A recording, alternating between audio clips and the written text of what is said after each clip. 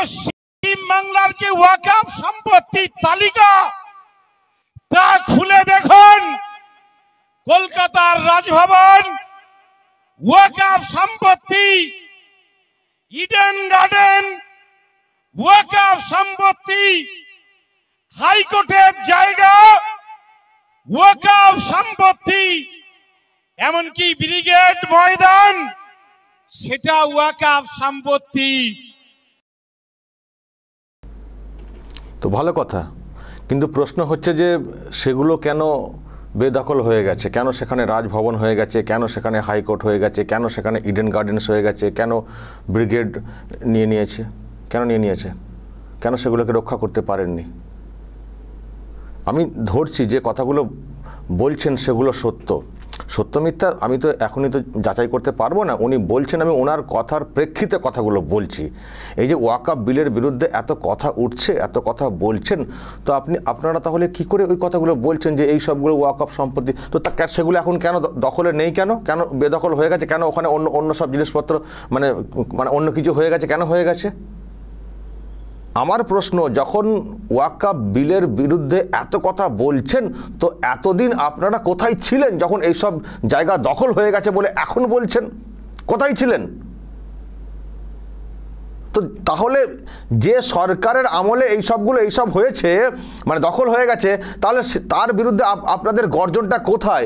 এখন ওয়াকফ বিল হয়েছে, সেই বিল তো সবে আইন হয়েছে, এখনও তো সেটা কার্যকরী হয়নি, তো এখনই সেই সব নিয়ে রে করে উঠছেন আর এখন বলছেন যে এই সব জায়গা দখল হয়ে গেছে। তাহলে যে সিস্টেম ছিল তাহলে সেই সিস্টেমে কেন সেগুলোকে দখল মানে নিজেদের দখলে নিতে পারেননি নতুন করে?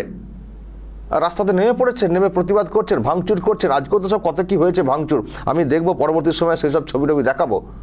এই যে ওয়াকফ বিলের যে মানে বিরোধিতা করা হচ্ছে, ক্ষোভ বিক্ষোভ দেখানো হচ্ছে, প্রশ্ন তো এটাই যে এটা তো কেন্দ্রীয় হোম মিনিস্টার তিনিও তো বলেছেন যে ওয়াকফ সম্পত্তি যেগুলো বলা হচ্ছে সব বেদখল হয়ে গেছে এবং এমন সব মানে ভাড়া দেওয়া আছে, 10 টাকা 12 টাকা ভাড়া মাসে, 5 তারা হোটেল হয়ে গেছে। আমি উনি যে দাবিগুলো করছেন, এগুলো আমি সত্য মিথ্যা আমি সেটা বলছি না, আমি জানি না সেটা কি যে দাবি করছেন আর কি সব দাবি করবেন সেটা জানি না, কিন্তু প্রশ্ন হচ্ছে যে এত ওয়াকফ প্রপার্টি যে ছিল, তাহলে সেগুলো এতদিন বেদখল কেন হয়ে গেছে, তার উত্তরটা কে দেবেন? এই তো গতকালকে আমি একটা রিপোর্ট মানে করেছি, মিডিয়াতে রিপোর্ট এসছে যে কলকাতার বুকে তৃণমূল কংগ্রেসের নেতা, মন্ত্রী, সাংসদ, এমএলএ তারাও সব ওয়াকফ প্রপার্টি দখল করে নিয়ে বসে আছেন। এমনকি ববি হাকিম, যিনি বড় বড় কথা বলছেন, এই আইন মানি না, এই আইনকে করতে হবে। মানবেন কি করে? আপনি তো আপনার ওয়াইফের নামে তো একটা কি শোরুম না কি করেছেন 5 বিঘা জমি দখল করে নিয়ে, মানবেন কি করে এই আইন? এখানে তো কেন্দ্র পরিষ্কার বলেছে জমি জায়গা সব বেদখল হয়ে রয়েছে, সেগুলোকে আবার উদ্ধার করবো, কোথায় কী সব বেদখল হয়ে রয়েছে। এমএলএ একজন, আরও মানে নাদিমুল হকের নাম এসছে, এমপি, আর ওটাকে কাউন্সিলরের নাম এসছে, সাম্মি জাহান এসছে তো নাম। তো এইসব তো বেদখল হয়ে রয়েছে, এগুলো কি এখন এই আইনের জন্য হয়ে গেল বেদখলটা? এগুলো আইনের জন্য বেদখলটা হয়ে গেল? আসলে দুটো বিষয়, এই যে আন্দোলন মুভমেন্ট হচ্ছে দুটো কারণ। একটা হচ্ছে যারা বেদখল করে নিয়ে বসে আছেন, নিজেদের পিঠ বাঁচানো, নিজেদেরকে বাঁচানো, কারণ জায়গা জমি ছাড়তে হবে এবং শাস্তি হবে তো এই দখল করে নিয়ে থাকার কারণে। সুতরাং এই জায়গা থেকে বাঁচতে গেলে মানুষকে নামিয়ে দাও, ঘাঁটিয়ে দাও, গুলিয়ে দাও, রাস্তাতে নামিয়ে দাও, এটা একটা। আর দ্বিতীয়ত, এখন এনআরসি, সিএ, ওই তো ইস্যুটাতে এখন ফিকে হয়ে গেছে, সেই কথা এখন মানুষ বিশ্বাস করছেন না, শুনছেন না। চলো নতুন একটা ইস্যু পেয়েছি, ওয়াকফ প্রপার্টি, একটা বিল, একটা ইস্যু, চলো এই সুযোগে এটা নিয়ে যদি একটা ভোট ব্যাঙ্কটা আমাদের আরও মজবুত করা যায়, সংখ্যালঘু ভোট ব্যাঙ্কটা। এই দুটো কারণ, এটা পরিষ্কার। কিন্তু মুসলিম এই মূর্খের দল যারা, তারা তো বুঝবেন না যে এই নেতারা কেন এরকম বলছেন, কেন বোঝাচ্ছেন, তারা তো বুঝবেন না। তাদের মধ্যে ওই শুধু সুটসুরি ঢুকে যাওয়া আছে যে ওয়াকফ বিল সর্বনাশ করে দিচ্ছে, সব নাকি নিয়ে নেবে, সব নিয়ে নেবে। আবার বলছি, ওয়াকফ বিল তো সবে হলো, সবে এখনো তো এই তো আইনে সবে সই হয়েছে, এই সব এখন কোথায় কার্যকরী হয়েছে? তাহলে এতদিন ধরে কেন এইসব জায়গা জমি দখল বেদখল হয়ে পড়ে আছে, তার বিষয়ে আওয়াজটা কোথায়? তাহলে তো আপনাদের এই যে সরকার চলছে বাংলাতে, যখন বাংলাতে এসব মুভমেন্ট করছেন, তো বাংলাতে যে সরকারটা চলছে তার বিরুদ্ধে তো এখন গর্জে ওঠা উচিত, কালীঘাটে গিয়ে তার চিৎকার করা উচিত যে আপনি দিদি কী করেছেন এতদিন ধরে, এতগুলো বছর চলে গেল, ওয়াকফ বোর্ড আছে আপনার আমলে, কী করেছেন আপনি? তাকে তো সবার আগে ঘেরাও করা উচিত। সেসব না করে মোদি, আর মোদির আইনটাই তো এখন এলো না, মোদি কি করেছেন? ওয়াকাফ বিল এসছে একটা কন্ট্রোল, একটা নিয়ন্ত্রণ করার একটা ব্যাপার, বেদখল হয়ে আছে। অমিত শাহকে আমি বলতে শুনেছি, আপনারা তো শুনেছেন পার্লামেন্টে, যে এত মানে সম্পত্তি বলা হচ্ছে ওয়াকাফ প্রপার্টি গোটা দেশ জুড়ে, যার ইনকাম, মাসিক ইনকাম বা বছরের ইনকাম ধরলে লক্ষ কোটি টাকা ইনকাম হওয়ার কথা ওই প্রপার্টি ব্যবহার করে। রেলের যেসব সম্পত্তি আছে, রেলের সম্পত্তির থেকেও তো ওয়াকাফ প্রপার্টি অনেক বেশি বলা হচ্ছে। তো রেল সেই সম্পত্তি যেভাবে ইউজ করে তাতে যে ইনকাম হয়, তো ওয়াকাফ প্রপার্টি তো অনেক গুণ বলা হচ্ছে, অনেক টাকা ইনকাম হওয়ার কথা, লক্ষ কোটি, সেখানে দেখা যাচ্ছে বছরে মাত্র 126 কোটি। তো কী হচ্ছে সেই সব সম্পত্তি? এই যে বলা হচ্ছে ওয়াকাফ প্রপার্টি, এগুলোকে ইউজ করতে হবে, ব্যবহার করে মুসলিম সমাজের কল্যাণে ব্যবহার করতে হবে, এ দিয়ে মসজিদ চলবে, আরও সব চলবে, অনেক কিছু চলবে, সব বলা হয়েছে না? তো তাহলে সেই টাকা পয়সা কেন আসছে না, কোথায় সব কীভাবে ব্যবহার করা হচ্ছে এইসব সম্পত্তি, এই নিয়ে প্রশ্ন তুলেছেন অমিত শাহ পার্লামেন্টে দাঁড়িয়ে। তো সুতরাং তো মানে এই আর কিছু বলা হয়নি, বলা হয়েছে যে মনিটরিং যে সিস্টেমটা সেখানে সরকারি অফিসাররাও থাকবেন। তো সমস্যা কোথায়?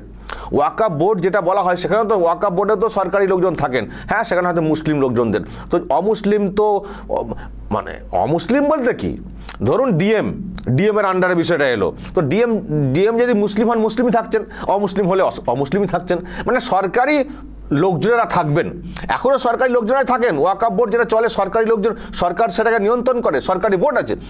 তো সেখানে তো যদি সেটা হয়ে থাকে, তো একজন অমুসলিম যদি থাকেন, অমুসলিম মানে অফিসার যোগ্য একজন অফিসার, তিনি একটা মানে সম্পত্তিকে যেভাবে নিয়ন্ত্রণ করতে হয়, মানে জায়গা জমি, যেমন ধরুন আরও অন্যান্য ডিপার্টমেন্টের জায়গা জমি যেভাবে থাকে, সেচ দপ্তরের জায়গা থাকে, মানে আরও থাকে না, রেল দপ্তরের জায়গা থাকে, তো যেমন জায়গা প্রপার্টি যেভাবে সরকারি সম্পত্তি মেনটেন করা হয়, রক্ষণাবেক্ষণ হয়, সেরকমভাবে রক্ষণাবেক্ষণ করবে। একবার তো বলা হয়নি যে এই সম্পত্তিকে আমরা নিয়ে নেবো, নিয়ে অন্য কিছু করবো, একবারও বলা হয়নি যে মোতালিশিপ তুলে দেওয়া হবে, সেটাও বলা হয়নি। তো সমস্যাটা কোথায়? একটা সরকারি সিস্টেম মনিটরিং ব্যাপারটা আসবে, 9/6 আটকাবে, এবং এগুলোকে আরও যদি কমার্শিয়ালি ইউজ করা যায়, সেখান থেকে যদি ইনকাম বাড়ে, তার তো নিজস্ব একটা ফান্ডও থাকবে। তো সমস্যা কোথায়? তো এটাকে নিয়ে এত গুলিয়ে দেওয়ার কি আছে? আবারও বলছি, এনআরসি সিএ নিয়ে অনেক গুলিয়েছিলেন, সেগুলো টেকেনি, আলটিমেটলি প্রমাণ হলো সেগুলো সব ভুলভাল কাউকে কিন্তু এখান থেকে চলে যেতে হয়নি।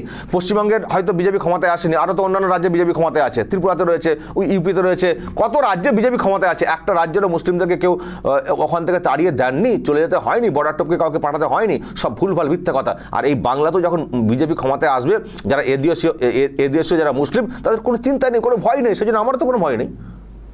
ফালতু গোলানো, মানুষকে ভয় দেখানো, শুধুমাত্র ভোটটাকে আদায় করার চেষ্টা, বিজেপি জুজু দেখানো। আর এই যে ওয়াকাফ বিল নিয়ে যে কথা হচ্ছে, এটাও ওই ফালতু ভয় দেখানো কেস, কিচ্ছু হবে না।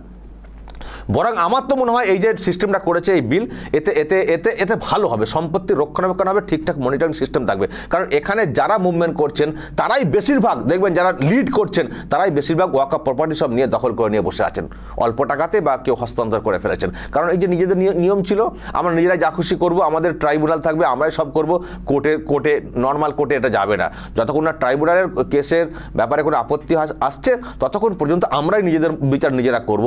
সাধারণ কোর্টে এই বিচার যাবে না, হাইকোর্টে যাবে না। যখন এখান থেকে কেউ অর্ডার মানবেন না, তখন ওদের যেতে পারে, মানে অনেক পরে, তার আগে এখানে সব মিটিং নেওয়া, মানে সব নিজেদের মধ্যে একটা মানে গুছিয়ে নেওয়া। আর দেখছেন তো যে উদাহরণ তৈরি হচ্ছে পরিষ্কার, তো আপনাদেরকে বললাম, ববি হাকিম থেকে শুরু করে অনেকের নাম উঠে এসছে, তারা ওয়াকাফ প্রপার্টি সব দখল করে নিয়ে বসে আছেন। তো প্রশ্ন হচ্ছে যে যখন এইগুলো পুনরুদ্ধার, ঠিকঠাক ইউজ করা, এবং সেটা পরিষ্কার বলা হচ্ছে যে মুসলিম সমাজের কল্যাণেই এই সবগুলোকে ইউজ করা হবে, কিন্তু আমরা এগুলো মনিটরিং সিস্টেমে আনতে চাই। কখনো যা খুশি বলা হচ্ছে ওই জায়গাটা ওয়াকাফ প্রপার্টি, এটা কিসের ভিত্তিতে বলছেন? ডকুমেন্ট দেখাও না, কিসের ভিত্তিতে বলছো, ডকুমেন্ট দেখাও, ঠিক আছে, যদি প্রমাণ করতে পারো লিস্টেড হয়ে যাও, ফালতু কথা না বলে বিতর্ক, মানে যাতে করে বিতর্ক না বাড়ে, সেটা একটু দেখো, তো ভালো কথা। যে এখানে সেখানে বলা হচ্ছে ওটা আমাদের ওয়াকাফ প্রপার্টি, কি আবার কল্যাণ ব্যানার্জি একবার বলে ফেললেন হঠাৎ করে যে যেখানে কি 5 দিন না কদিন নামাজ পড়লে সেটা ওয়াকাফ প্রপার্টি হয়ে যায়। এটা ভুলভাল কথা হচ্ছে না? কদিন নামাজ পড়লে ওয়াকাফ প্রপার্টি হয়ে যাবে, এটা হয় কখনো? রাস্তাতে নামাজ পড়লে রাস্তা কি ওয়াকাফ প্রপার্টি হয়ে যাবে, এটা হয় কখনো? তো সিস্টেম আছে তো। তোমার যদি বলো যে হ্যাঁ ওয়াকাফ প্রপার্টি, তোমার দলিল আছে, কেউ ওয়াকাফ করে গেছেন মুসলিম সমাজের কল্যাণের জন্য, তো ঠিক আছে, দলিলপত্র আনো, রেকর্ড আনো, সরকারি ওয়েবসাইটে তুলে দাও, পরিষ্কার দেখতে হবে, মানুষও বুঝে যাবে এটা ওয়াকাফ প্রপার্টি, সেটা হবে। এবং এটা সেন্ট্রালি ইউজ হবে, খুব ভালো সিস্টেম তো। আর একটা কথা, যতই সেন্ট্রাল এই আইনটা করুক না কেন, দেখবে কে, কারা দেখবেন? ডিএম, জেলার অফিস, তারা তো দেখবেন। তো সেটা তো সংশ্লিষ্ট রাজ্যের সরকার সেটাকে নিয়ন্ত্রণ করে। তো সমস্যা কোথায়? ওয়াকাফ এই যে বিল আনা হচ্ছে, বিল কি মানে সেন্টার থেকে মোদি দেখতে আসবেন? তো এখানে যারা থাকবেন দায়িত্ব সরকারি আধিকারিক, ডিএম থেকে শুরু করে অন্যরা, তারাই তো দেখবেন, তারাও তো রাজ্য সরকারের দ্বারা নিয়ন্ত্রিত। তো সমস্যা কোথায়? আইন একটা হয়ে গেলে তার মাধ্যমে সব কেন্দ্র নিয়ে নিচ্ছে, মোদী সব নিয়ে নিচ্ছেন, হিন্দুরা সব নিয়ে নিচ্ছেন। এই যে ভুলভাল ব্যাখ্যা, এটা কেন? আমার কাছে প্রশ্ন হচ্ছে এটাই, এইসব ভুলভাল ব্যাখ্যা কেন? ভুলভাল ব্যাখ্যা করছেন, মানুষকে রাস্তায় নামাচ্ছেন, ভাঙ চুর আগুন টাগুন হচ্ছে, কত মানুষের কত ক্ষয়ক্ষতি করা হচ্ছে, একটা অশান্তির পরিবেশ তৈরি হচ্ছে। এগুলো খুব ভালো হচ্ছে? এগুলো কি অন্যরা ভালোভাবে নিচ্ছেন? অন্য সম্প্রদায়ের লোকেরা ভালোভাবে নিচ্ছেন? তাদের মনে তো এমনি তো ক্ষোভ জন্মাচ্ছে। তারা এই মুসলিম সম্প্রদায় সম্পর্কে কি ভাবছেনটা কি ভাবছেন? কতদিন এরকম জোর জুলুম চলবে? উল্টো দিকের পাওয়ারটাও তো আসবে। কতদিন এরকম জোর জুলুম চলবে? দর্শক, এই হচ্ছে ব্যাপার। আমার যেটা প্রশ্ন, যেটা দিয়ে শুরু করলাম, এই ব্যক্তি কামরুজ্জামান, এনার একটা সংগঠন আছে সারা বাংলা সংখ্যালঘু ফেডারেশন বলে, ইনি এই দাবি করেছেন। কিন্তু আমি আবার বলছি, উনি যে দাবি করেছেন সত্য মিথ্যা আমি জানি না, কিন্তু প্রশ্ন আমার ওনার কাছেই, এতদিন ধরে এই সব জায়গা জমি বেদখল হয়ে গেল কি করে? এর জন্যও মোদির দোষ?